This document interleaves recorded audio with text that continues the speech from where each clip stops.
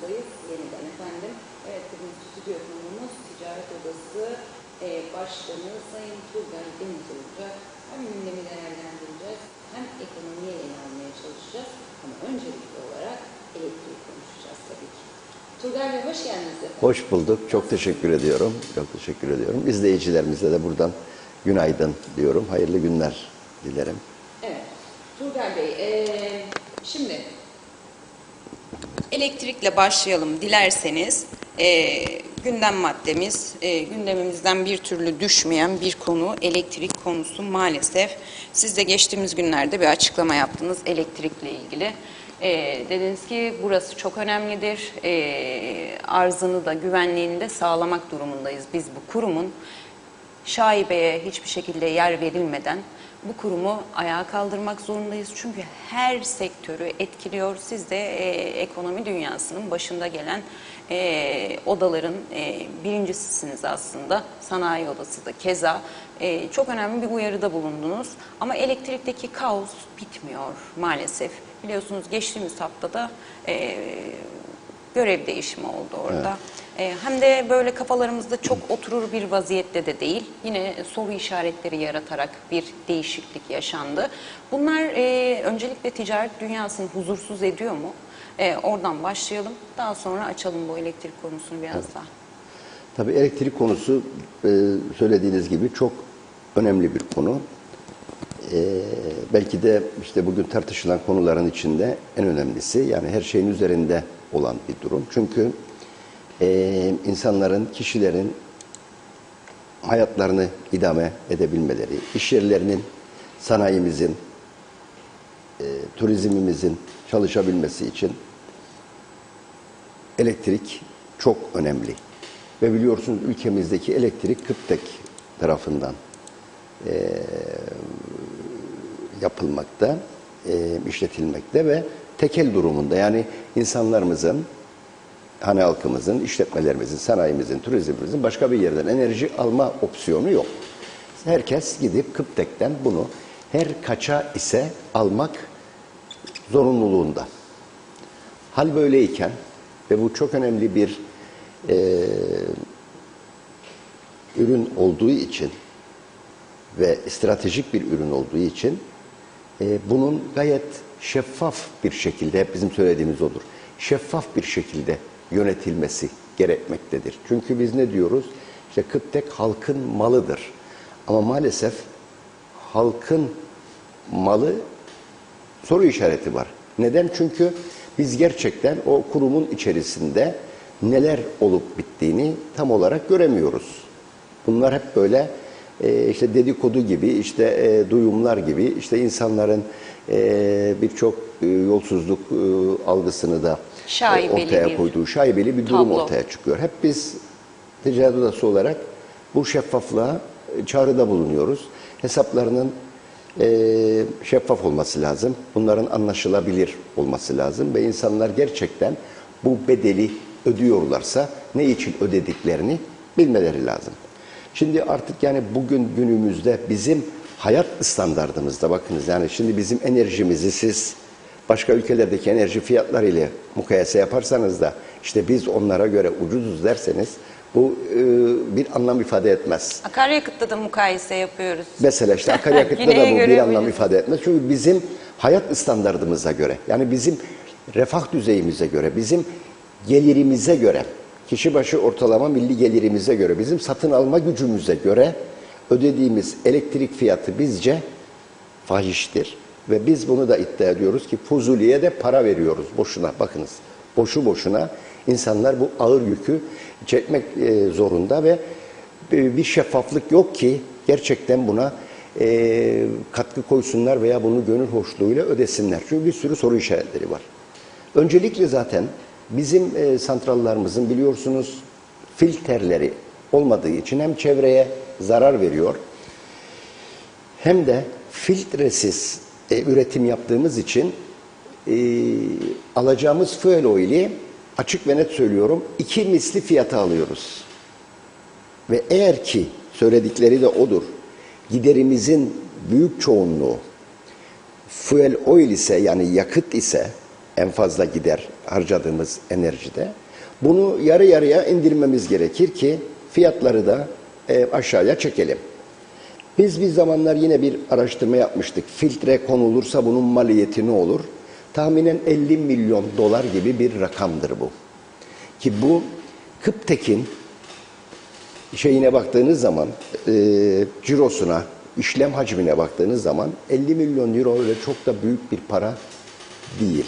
Aslında bu amaç üzerine, yani bu projeyle buraya filtreler takılsa biz fuel oil yakıt alımını yarı fiyata indireceğiz. Çünkü kükürt oranının ille de birin altında olması gerekmeyecek.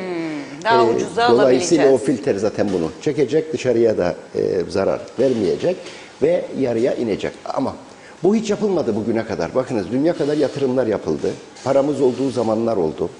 Artı paralarımız olduğu zamanlar oldu. Ne yapacağız diye düşündüğümüz zamanlar oldu ama bu konuda hiçbir yatırım yapılmadı. Siz bunun çalışmasını yapıp ilettiniz mi? Bunlar hep soru işaretleri yaratıyor. Acaba bu mazotun böyle yüksek fiyata ve bu zor bulunan fuel oil'i kullanmak bazılarına avantaj mı sağlıyor? Bazıları bundan rant mı elde ediyor?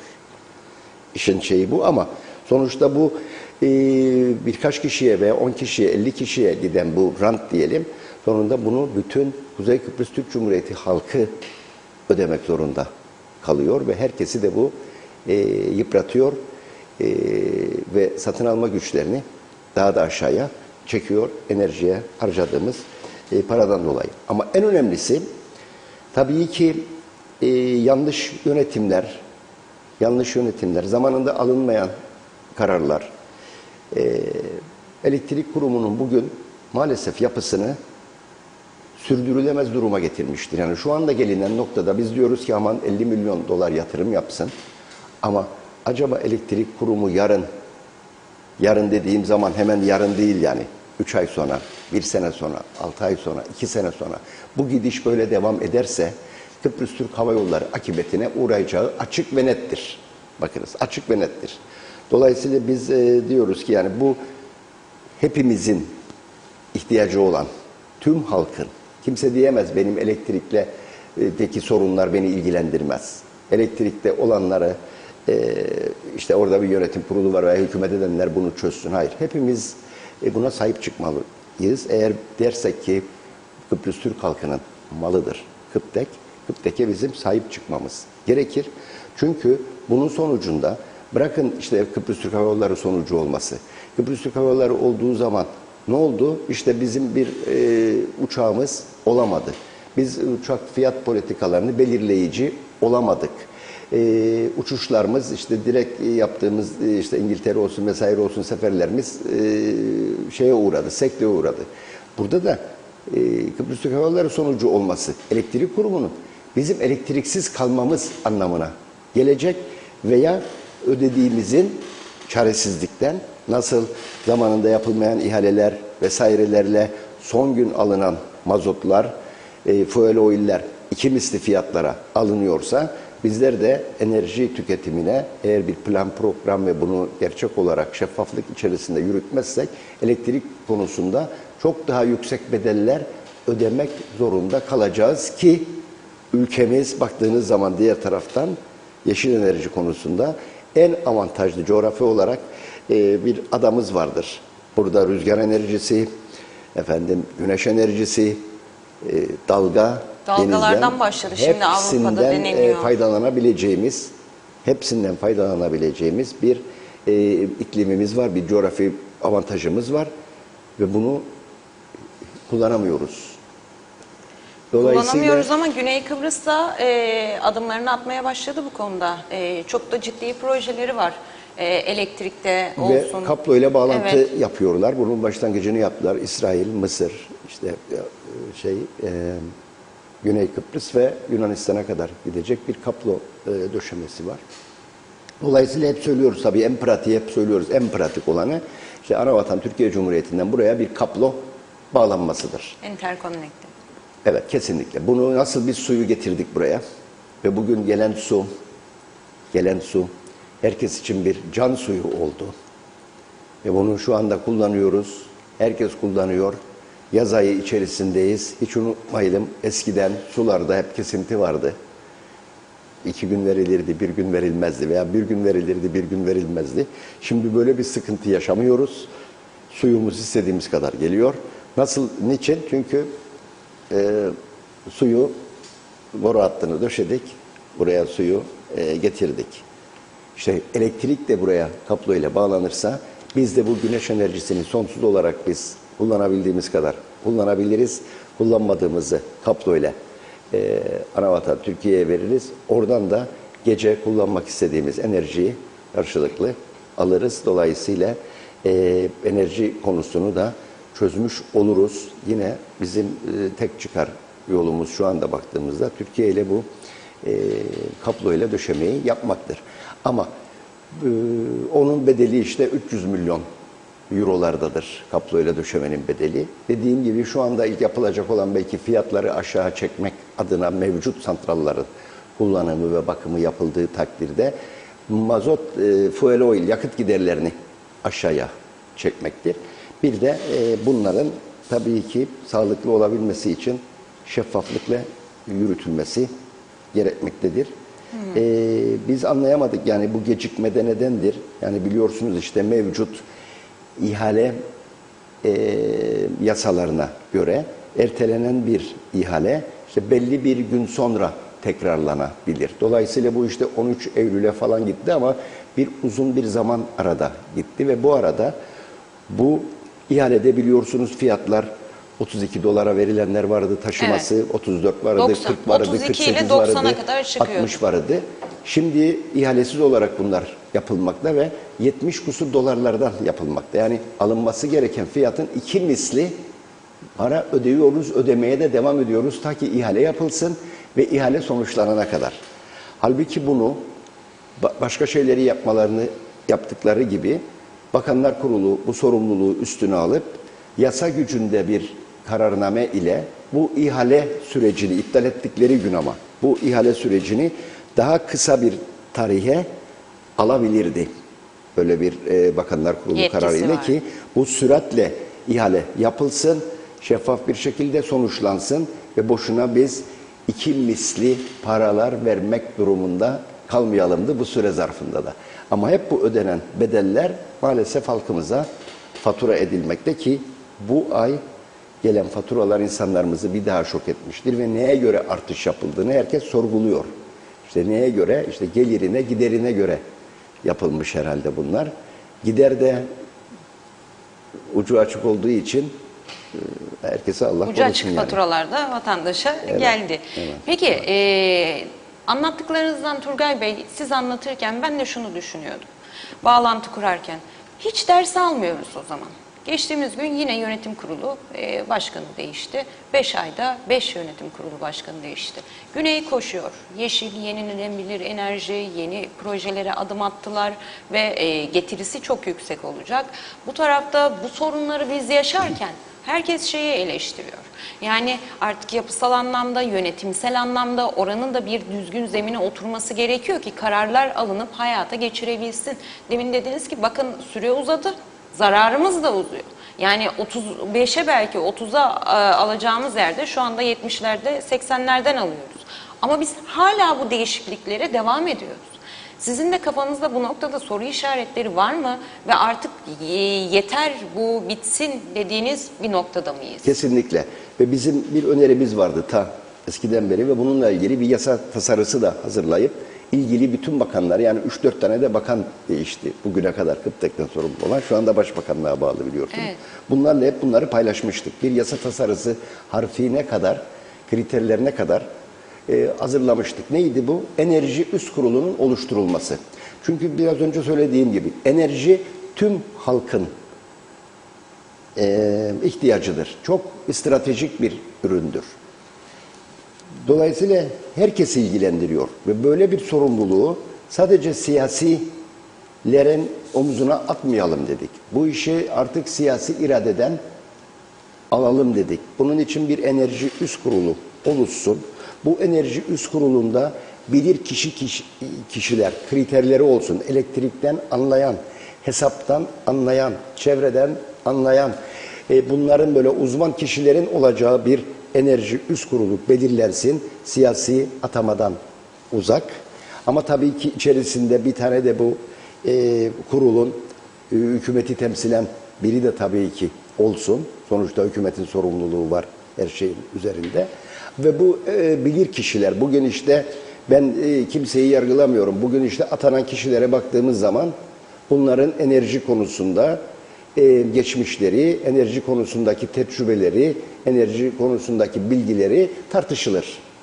Ben kişiliklerine veyahut da şeylerine hiç bir şey söylemiyorum. Yani hepsi iyi insan, kendi mesleklerinde başarılı olabilirler ama burada bu konuyu bilmek lazım, uzmanı olmak lazım burada faydalı olabilmek için. Teknik bilgi sahibi olmak lazım. Kesinlikle. Her şeyden önce. Ve bir de bütünlüklü olarak olaya bakmak lazım. Bizim bir enerji üst kurulu yasa tasarımız vardı ki hep dillendiriyorduk. Muhakkak bir enerji üst kurulu oluşturmalı, enerji politikalarını belirlemeli ve bunların alacağı kararları Bakanlar Kurulu veya ilgili bakanlık direkt olarak uygulamaya koymalı. Bu fikrimiz kabul gördü. Bir enerji üst kurulu yasa tasarısı hazırlandı. Bizlerle de paylaşıldı ama maalesef enerji üst kurulu oluşturuluyor söylediğimiz şekilde ama yetkisi olmuyor. Şu anda hazırlanan yasa tasarısında. Sadece bir enerji üst kurulu oluşturuluyor ve bu enerji üst kurulu bir danışman kurul olarak görev yapacak. Ama istersem ilgili uygularım, istersem başbakana, uygulamam rahatlığı da var. Bir danışmanlık hizmeti verecek. Şimdi ben de söylerim her zaman.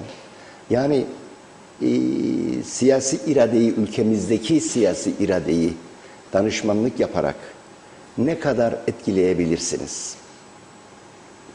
Yani hep görüyoruz. Bugüne kadar işte geldiğimiz noktada da siyasetin ülkemizdeki işte istikrarlı olmaması, çok kısa sürelerde devamlı seçimlerde yapılması, devamlı bir seçim anlık sürpriz kararlar teyakkuzunda bulunduğundan dolayı dengeleri korumaya çok ilgi ve şey gösteriyorlar. Bir sonraki seçimi düşünüyorlar çünkü. Bir sonraki seçimi düşünerek hareket eden siyasi irade o radikal kararı atılması gereken adımı atmaktan her zaman imtina gösteriyor. Ben bunu yapmayayım şimdi diyor. Bana şey patlaması, ben hesabı veren ben olmayayım, evet. Hesabı bedeli ben ödemeyeyim diye yürümüyor. Dolayısıyla bunun bizim şeyimiz sağlık üst kurulu gibi yetkilendirilmiş bir kurul olarak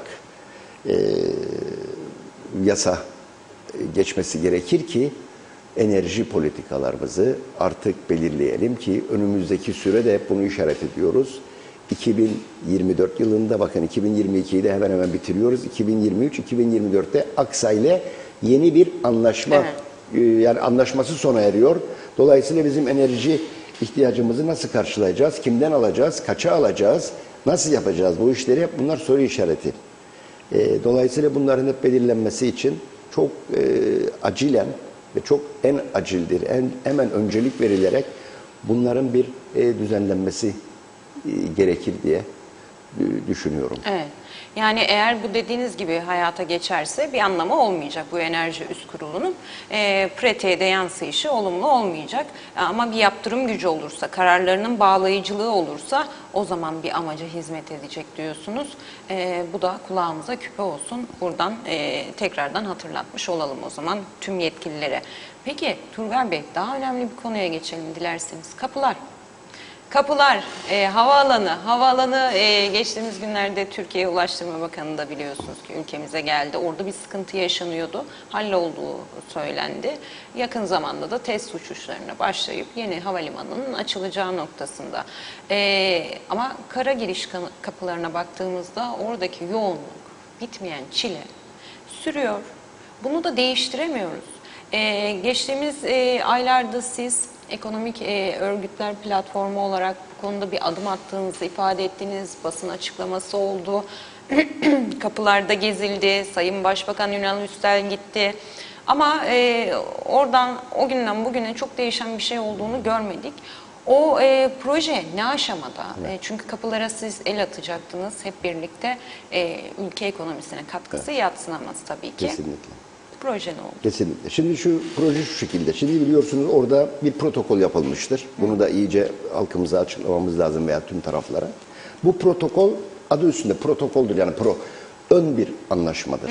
Bir iyi niyet mektubu yapıldı ve orada açıkça belirtiliyor ki bu belli bir sürede bir fizibilite raporu yapılacak ve bu fizibilite raporu sonrasında eğer burası sürdürülebilir, yani gelirleriyle giderlerini karşılayacak bir yapı oluşursa bunun karşılığında bir kar amacı olmayan ekonomik örgütlerin içerisinde olacağı bir şirket kurulacak. Kar amacı olmayan, sırf bu hizmetleri sürekli olarak orada verebilsin, denetleyebilsin, gerekli yatırımları gelirleri karşılığında yapabilsin. Bu bir. İkincisi için de fizibilite raporu yapılıyor. Zaten her halükarda bizim en fazla geçiş olan noktalarımız Lokmacı Kapısı, yani yaya geçiş kapısı olarak, yoğunluklu olarak Metehan Araçlı geçiş kapısı, Beyermudun'daki dar bir giriş vardır, tek bir köprü üzerinden geçiliyor ve bir de Mausa'daki sınır kapısı, Araçlı sınır kapısı. En fazla yoğunluk bu 3-4 tane kapıdadır ki bu geçişlerin %85'ini 90'ını ele alıyor. Dolayısıyla bizim öncelikli olarak bu 3-4 kapıda iyileştirme yapmayı planlıyoruz. Ve bu protokol uygulanmasa bile, yani bu esas sözleşmeye bir şirket olursa fizibilite raporu sonrasında bir sözleşmeyle bu hayat bulacak olan bir protokoldür.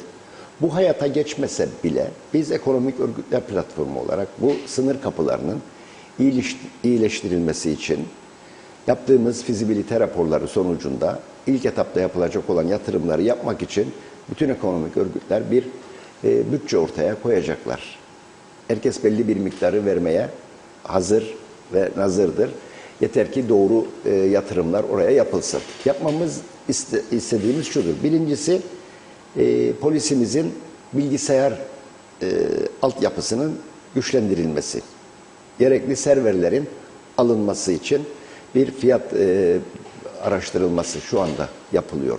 Bu mutlak surette yapılacak ki o donmalar, şeyler olmadan süratle bu geçişler daha hızlı bir şekilde yapılsın ve sonra da elektronik geçişler, çipli geçişler vesaireler de uygulanabilecek altyapının oluşturulması sağlansın. İleriyi düşünerek yani altyapı oluşturulacak. Sigorta hizmetleri pasaport kontrolünden sonraya alınacak. Mutlak surette. Dolayısıyla insanlar oradan daha süratle geçecek. Oradaki sigorta çıkarma, sigortanın engellediği o engellemeyi de ortadan kaldıracağız.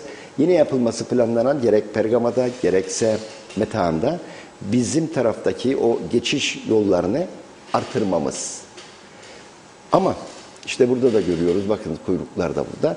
Biz bunları devlete söyledik. Biz çıkıp buraya yatırım yaparken yolları, hadi askerle görüşüyoruz, İngilizlerle görüşüyoruz, İngiliz Yüksek Komiserliğiyle, Birleşmiş Milletler'le görüşüyoruz.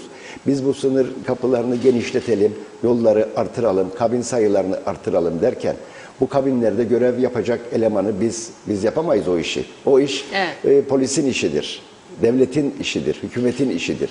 Siz gerekli elemanları istihdam edecek misiniz? Hazırlamanız lazım. Bunları alacak mısınız? Söz veriyorlar. Evet, biz de minhal açık bunu alacağız ama biz öyle bir çalışma şu ana kadar görmedik.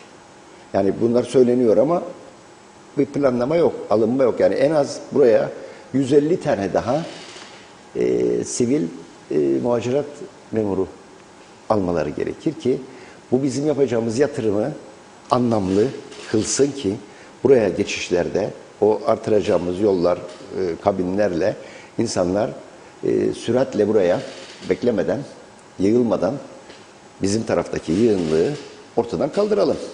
Yani aklın yolu birdir.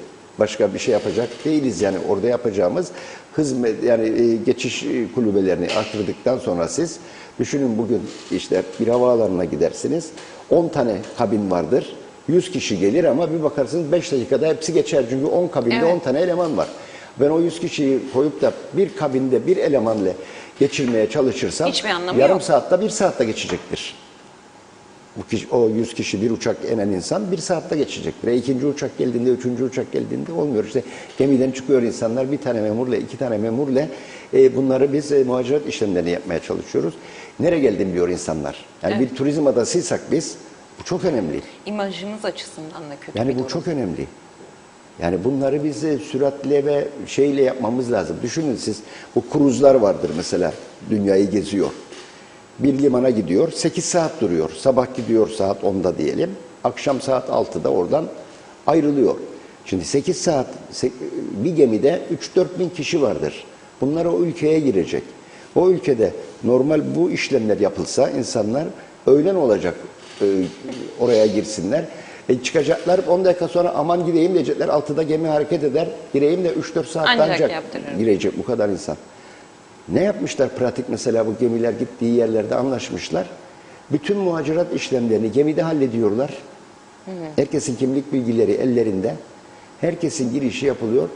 Sadece siz gemi kartınızı göstererek anında geçiyorsunuz. Gemi kartınızı göstererek. Orada bir daha pasaportunuza baksın. Mühürlesin, girsin bilgisayarına. Yok, bu bilgiler paylaşılmış çünkü zaten. Veriliyor, gemi oraya gelmeden bu bilgiler o ülkenin muhaciratı ile paylaşılıyor, insanlar gidiyor. Tekrar gemiye de gelmeleri yine gemi kartını göstererek gidip geliyor. Ve diyorlar, gemide anons yapıyor, bilgi veriyorlar ki gemi kartınız yanınızda olsun. Pasaport veya kimlik de istemiyorsunuz. Gemi kartınız sizin zaten kimliğinizdir. Çünkü bu şey gelecek, bu insanlar 3-4 bin kişi kolaylıkla inmesi lazım. Orada alışveriş yapsın, yesin, içsin, yetsin. Niye geliyor oraya? Ama biz bakıyoruz ki biz gemiyle insanlar geliyor, biz insanları burada eziyet çektiriyoruz. Bu da der ki bir dahaki sonra ben mecbur olmadıkça buraya gelmem, buraya gitmem. Bunu bizim aşmamız lazım bunları. Bunlar çok önemlidir. Ve biz bunu yaptığımız zaman diyoruz, otomatik olarak Güney kapıları da gerekli yatırımı, gerekli kolaylıkları, gerekli açılımı yapıp bu tarafta da yığılmaların önüne geçecek. Ama biz bu tarafta bu hantal yapımızla onlara fırsat veririz ki daha da hantal olsunlar. Sorunun zaten o taraftan olmadığı, bu tarafta yığılmaların olduğu var. Ama burası bir adım öne tarafı da geçerse yapıyor. altta kalmayacak Güney O Kıbrıs tarafı da Rum yapıyor. kesimi O de tarafı da aslında yapıyor. rekabeti de arttırır Tabii. seviyede bir Şu şey anda olacak. mesela bir şey var, bize gelen bir şikayetler var. Güney Kıbrıs'ta geçişlerde yeni uygulama yapılmış. Bugün odamız bunu canlı olarak bir şirket aracıyla test edeceğiz. Bu uygulamanın mi? geçerli olup Benzinle olmadığını. ilgili mi? Hayır. Güneyde biliyorsunuz her geçen araca bir de seyru sefer çıkarıyorlar. Ruhsat çıkarıyorlar. Dün aldığımız bir ihbara göre şirketlere ait olan araçlara seyru sefer vermiyorlar süresi bitenlere. Şirketlere artık çıkarmayacağız demişler. Gerekçe? Bunun gerekçesi yok. Bugün işte odamız orada bir fil gidiyor. Bunun gerekçesini soruşturuyor ve yazılı bir belge talep ediyoruz bu konuda girişimler yapmak için. Kiralık arabaların geçişlerinde sorun yok bakınız. Yani kiralık biri kuzeyden araba kiralamış. Onunla güneye geçmesi için seyru sefer ruhsatı veriyor. Özel arabalara veriyor. Ama siz bir şirket aracıysanız size vermiyor. Neden bunu yapıyor? Tek bir amacı var. Yeşil hat ticaretimizi engellemek için. Yani oraya giden ürünlerden, oraya yapılan ticaretten rahatsızlık duymaya başladılar. Ve bunu engellemek için insanların oraya araçlarıyla malını götürebilmeleri, teslim edebilmelerinin önüne geçmek için veya şirket ve kurumların araçlarıyla böyle bir uygulama yaptıkları açık ve net ortadadır. Bunun başka bir maksadı olamaz. Çünkü düşünün kiralık arabaya veriyor. Evet, turist olarak Turist görüyor çünkü herhalde. o gelip orada ne yapacak? Harcama yapacak. Hazır bizdeki turisti oraya gel diyor. Sorun yok. Normal şahısların da oraya geçmesine gel diyor. Zaten alışveriş yapacaksın benden veya burada harcama yapacaksın. Ama şirket aracıysan bir ticari iş için geliyorsun, gelme. Peki böyle bir şeyin tespiti halinde nasıl harekete Bunu geçeceksiniz? biz kesinlikle tabii ki biz bunu gerekli Avrupa Komisyonu'na olsun, Birleşmiş Milletler'e olsun gerekli şikayetlerimizi yapacağız. Bunu en erken zamanda bunu ortadan kaldırtıracağız. Çünkü böyle bir uygulama kabul edilebilir değil. Bugün gerçi bu zorlamaları yaptık sonra Biz de onu diyoruz. Belki bu zorlamaları ve bu gibi uygulamaları şu yapmaya çalışıyorlar. Biz de artık belki bu Avrupa Komisyonu ile eğer gerçekten Kıbrıs Türkleri de işte Avrupa Birliği'nin ileride üyesi olmasını istiyorlar ve bunu hep söylem olarak söylüyorlarsa, samimiyseler doğrudan ticaret tüzüğünün artık uygulanmasına geçmeleri gerekecek ki biz ürünlerimizi direkt limanlarımızdan gönderelim. Evet. Direkt ve bu arada sevindirici bir şey daha oldu. Gerek buradaki gemi şirketlerinin çalışmaları, gerek odamızın yaptığı çalışmalar sonucundan Panama bandıralı gemilerin biliyorsunuz kuzeye gelmeleri yasaklanmıştı. Bunun tarafının baskıları sonucu böyle bir genelge yayınlamışlardı. 2019 yılından beri yasaktı buraya gelmeleri. Geldikleri takdirde ceza alırlardı.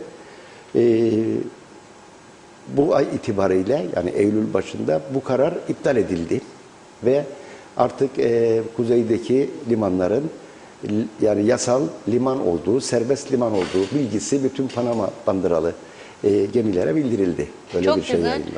Çok güzel, sevindirici bir haber ama demin manşetten de bahsettik. Manşetimizde de fotoğrafı görüyoruz şu anda Turgay Bey. Biliyorsunuz Ulaştırma Bakanımız Sayın Arıklı da dün bir açıklama yaptı. Dedi ki sırada limanların ve telekomünikasyonun özelleştirilmesi var. Ama şimdi limanların hali ortada. Ercan'daki sorun ortada. Kapıları zaten detaylı konuştuk. Biz bu gemilere serbestiyet tanısak da, yasal liman statüsüne kavuştursak da bu manzarayı değiştiremedikten sonra ne yapacağız? Aynen. Bunun bize katkısı ne olacak? İşte biraz önce söylediğim gibi yani biz ekonomik örgütler platformu olarak gerekli iyileştirmeleri, gerekli rahatlamayı yani şey olarak yapabileceklerimizi biz yapalım da eğer bu 5 tane 10 tane kabine bir tane memur görev yapacaksa 2 tane memur görev yapacaksa ne anlamı kalır bu yatırımın? Yani ne faydası olacak değil mi? Dolayısıyla devletin de burada şey yapması lazım. Şimdi özelleştirmeler dediniz Erhan Bey'in söylediği. Biz bu konuda çok sıkıntılıyız. Biz bu konudan endişe duymaktayız Kıbrıs Türk Ticaret Odası olarak. Çünkü özelleştirme travmalarımız var. Çünkü nasıl bir özelleştirme? Kime peşkeş, bu peşkeş budur. Kime peşkeş çekiliyor buraları? Direkt Şeffaf öyle olması algılanıyor lazım. değil mi?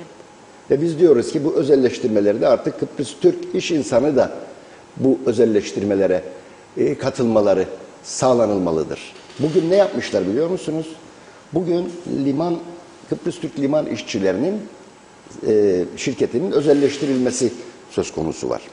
Bu liman işletmesinin yıllık cirosu 100 milyon TL'dir bakınız. Oradaki bütün yapılan işlemden elde edilecek hasılat, oradaki para hacmi 100 milyon TL'dir. Siz 100 milyon TL'yi ihale edecekseniz normal ihale kurallarında %5 teminatla bunları ihaleye çıkarsınız. Yani 5 milyon TL teminat yatıran bu şirketi özelleştirilmesi için teklif verebilir. Kalkmışlar, teminat miktarını 10 milyon dolar yaptılar. Burası 2 milyar dolar cirosu yok ki burasının %5 teminat 10 milyon olsun. %5'i ortadan kaldırıyorlar bunun özelleştirilmesinde. 10 milyon teminatla katılabilirsiniz. Neden? Kıbrıslı Türk iş insanlarının buraya teklif vermesinin önüne geçmek için. Açık ve net. O zaman adresi Çünkü teslim bir 10 milyon ihale. dolar teminatı hangi baba yiğit, hangi banka, hangi baba yiğite verecek? Büyük para. Adres belli. Yani bu gibi çalışmalar bizleri çok büyük endişe ettiriyor. Biz işte bir özelleştirmemiz oldu. Havalimanı hala daha açamadık. 15 Kasım'da benim aldığım duyumlara göre Sayın Erdoğan 15 Kasım Cumhuriyet Bayramımızda uçağıyla buraya gelmek istiyor. Uçağı büyük geniş gövdeli olduğu için bizim normal havalimanına iniş yapamaz. Dolayısıyla yeni havalimanının açılması lazım. Dolayısıyla biz Sayın Erdoğan'ı 15 Kasım'da Larnaka'dan mı getireceğiz buraya? Ercan'dan getirmemiz lazım. Dolayısıyla artık ben şunu da hep söylüyorum. Yani artık bu 15 Kasım bir niyet olsun. 15 Kasım'da burasını açtı. Açmadı, artık bu ihaleyi iptal edelim. Yani bu ihale kaç sene? 2011'de oldu. 4 senede, 5 senede yapılacaktı. 16. 2 senede uzattılar. İşte vergilerini, KDV'lerini ötelediler, ertelediler. Yani 2011, 2022, 11 senedir buradan elde ettiği gelirlerle bu havaalanını yaptı. Bakınız, elde ettiği gelirlerle yaptı. Ve devlete vermesi gerekenleri de devlet ona öteleme ve erteleme yapıyor. Bugün niye bizim iş insanımıza, dünya kadar sıkıda olan iş insanına aynı muamele yapılmıyor ve oraya yapılıyor? Yani bu ayrıcalıklar. Ve bu ayrıcalıkların sonucunda ürün ortaya çıkmaması ve bu özelleştirmenin işte yapılması ve bu sonuçları özelleştirmeyi bizi konuşamaz hale getirdi. Yani biz Kıbrıs Türk Ticaret Odası olarak özelleştirmeyi destekliyoruz. Ama doğru özelleştirmeyi veya özelleştirme derken işte kamu özel işbirlikleri diyoruz. Ve bir sürü çalışmalar yapıyoruz bu konuda. İşte eğitimde olsun, sağlıkta olsun, ulaşımda olsun. Biz bu sorunlar yumağımızı eğitimde, sağlıkta, ulaşımda, işte enerjide, işte telekomünikasyonda nasıl çözeriz? Devletin de içinde dahil olacağı kamu özel işbirlikleriyle çözebiliriz. Ama kimlerle çözmemiz lazım? Öncelikli olarak kendi iş insanımızı bunların içine koymamız da gerekir. Yabancı yerli oranının doğru ayarlanması gerekiyor. Yani yabancı yatırımcıyla. Tabii yani yerli yatırımcıya da imkan tanınmalı. Şimdi mesela yani yapılan ihalelere bakıyoruz çünkü çoğu zaman.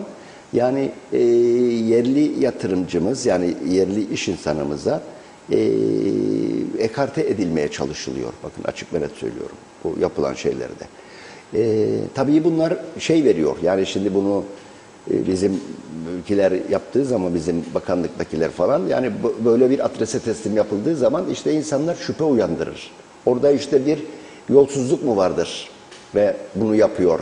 Bir şey mi vardır? Bunu çekinilen yapıyor. bir şey mi var? Ve dolayısıyla bu gibi sağlıksız yapılan şeyler de sonuçta da halka yarar değil, zarar veriyor. Çünkü bunların bedelleri de bir şekilde alınması lazım. Evet, çıkıyor. Onun için şeffaf olmasını onun için istiyoruz. Peki, o zaman kapılarla ilgili son olarak şunu sizden öğrendikten sonra yorumlara yer verelim. Daha sonra enflasyonla da tamamlayalım programımızı. Biliyorsunuz hem Türkiye'de hem de bizde enflasyon oranları açıklandı. Avrupa'nın enflasyon oranları belli ama eleştirilen bir konu var. Orada da %8, %10'larda enflasyon var ama yetkililer, karar merciler halkın cüzdanına, cebine bunları en aza, en minimum yansıtabilmek için bir takım önlemler alıyor. Onları konuşacağız. Biz neden alamıyoruz? Alabiliyor muyuz? Aldıysak bunlar nelerdir? Tablomuz değişiyor mu? Değişmiyor mu? Bununla da noktalarız.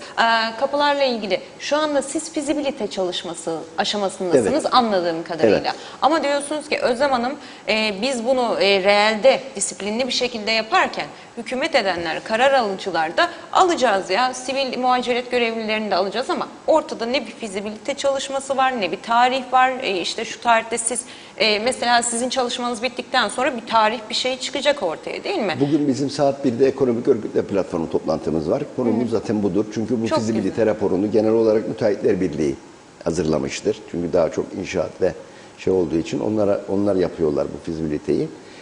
Bugün dolayısıyla bugün bir toplantımız olacak. Bu konudaki fizibiliteyi gözden birlikte bir göreceğiz. Tabii.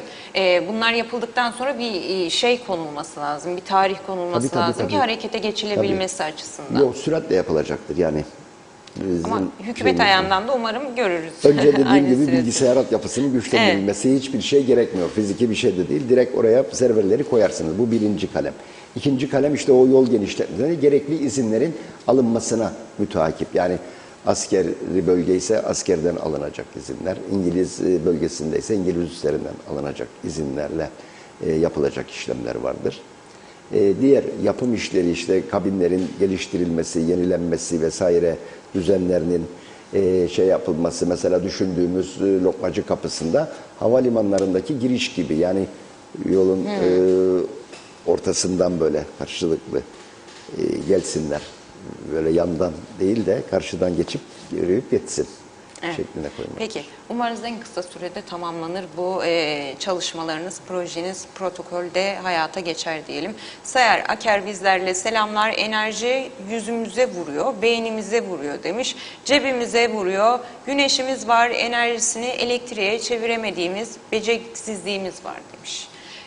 Yine eklemiş Sayar Bey, artık sınırlarda polis kalmasın demiş.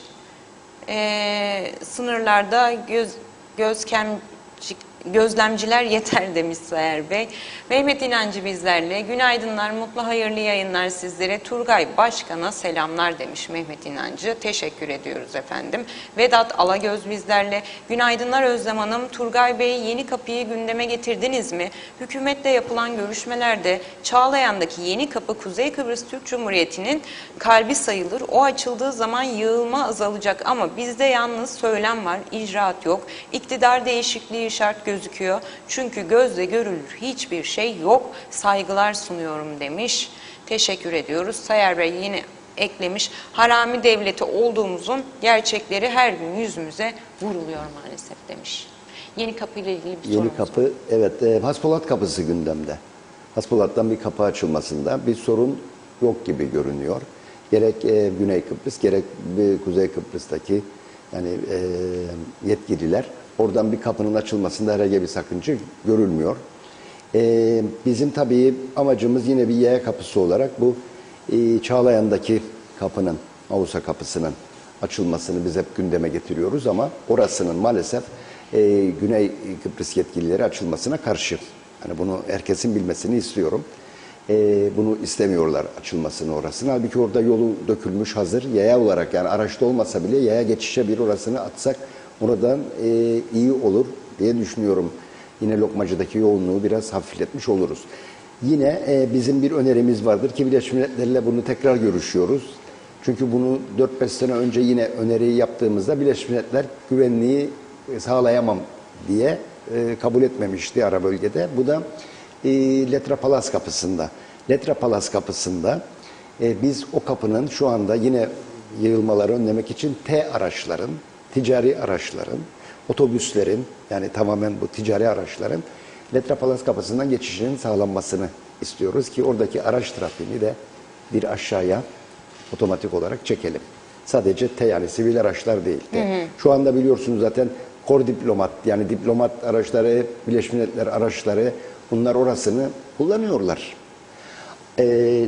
Neden oradan işte otobüsler, taksiler, minibüsler ve ticari araçlar oradan geçmesin ki oradaki yoğunluğu da önleyelim. Çünkü bazen bir otobüste 60 kişi geliyor, 50 kişi geliyor. Evet.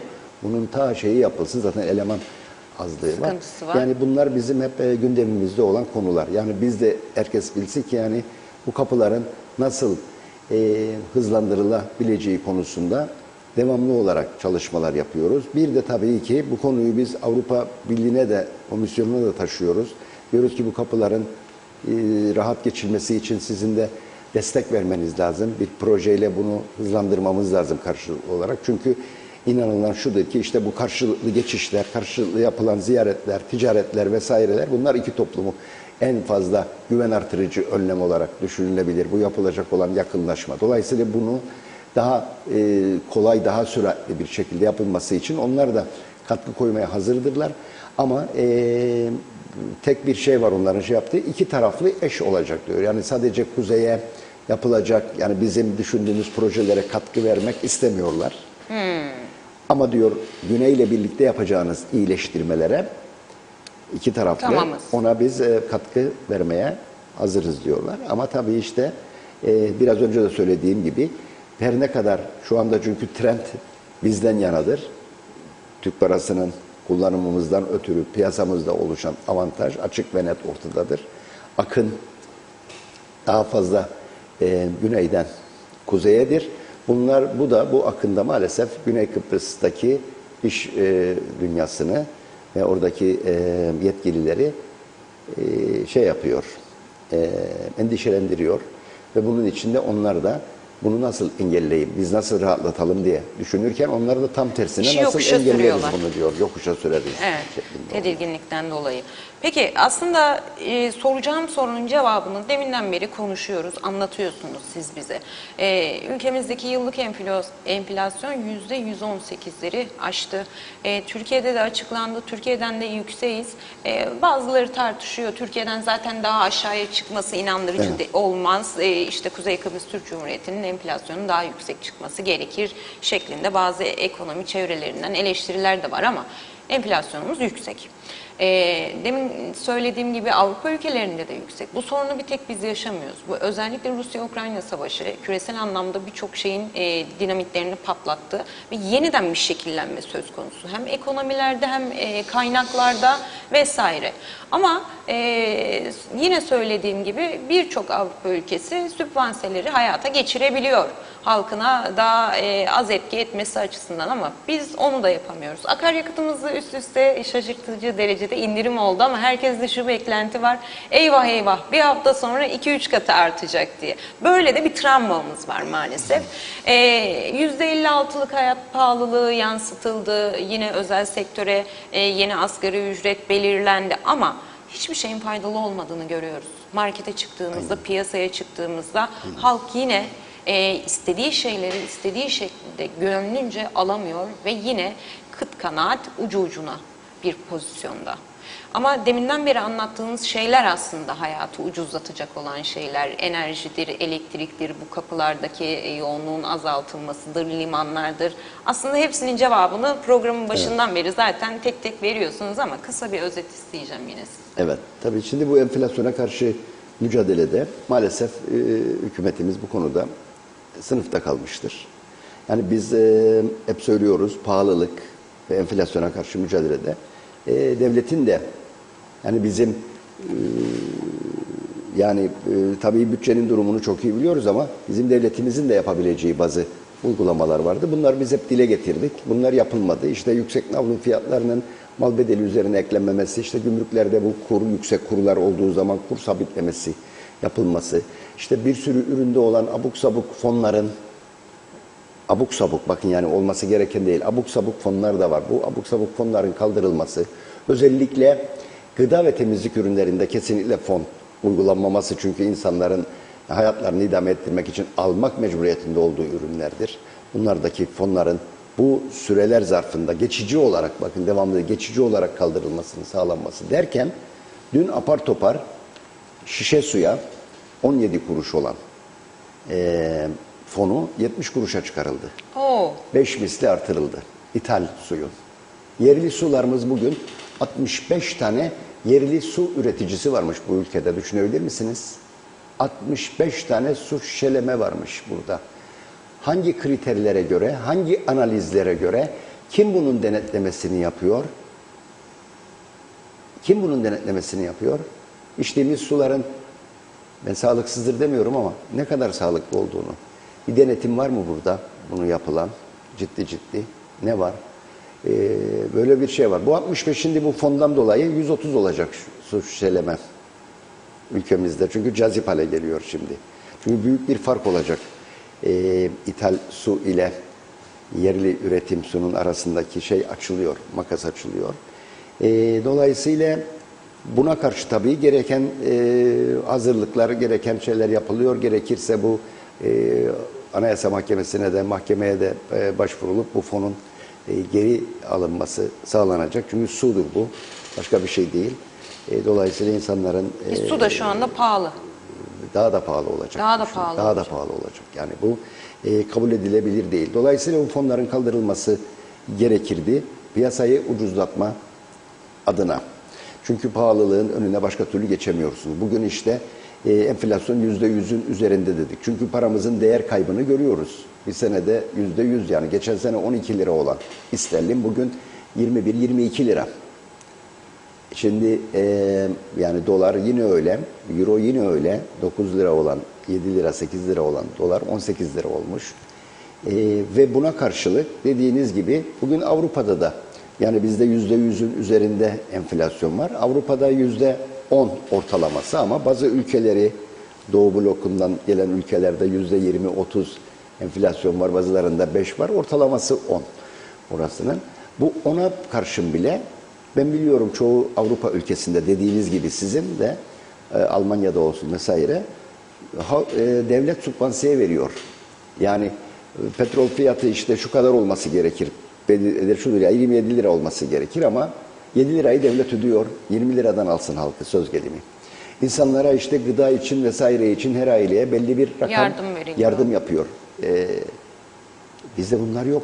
Olamaz. Biz ancak da şu anda kamuda çalışanların ve emeklilerin maaşlarını ödüyoruz. Ve bunları ödemek için de zaman zaman borçlanıyoruz hatta.